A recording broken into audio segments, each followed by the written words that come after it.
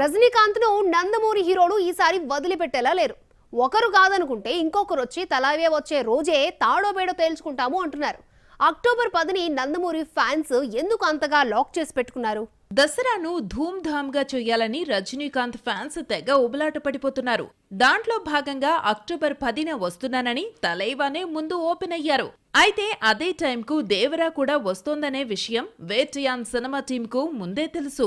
అన్నీ తెలిసే October 10న cinema release అని చెప్పారు. తాజాగా జరిగిన ఈక్వేషన్స్ లో దేవరా ఫస్ట్ పార్ట్ సెప్టెంబర్ 27కు వస్తోంది. దీంతో తలైవాకు ఇక అడ్డే లేదు అనుకుంటున్న టైంలో ఇదే నందమూరి ఫ్యామిలీ నుంచి Balayya Babu NBK 109 film October 10న రిలీజ్ డేట్ లాక్ చేసుకుంటోంది.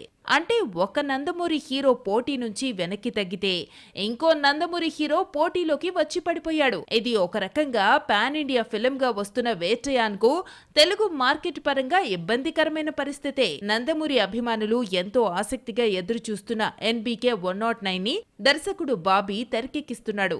ఈ సినిమాలో ఊర్వశి రౌటేలా, బాబీ డియోల్ తో పాటు దుల్కర్ సల్మాన్ కూడా నటిస్తూ ఉండడంతో సినిమాపై ఓ రేంజ్ అంచనాలున్నాయి. అవి ఏకంగా వేటయాన్ దూకుడుకు చెక్ పెడతాయా అనేది త్వరలో రాబోయే ఫస్ట్ సింగిల్ మెయిన్ టీజర్ తో తేలిపోనుంది.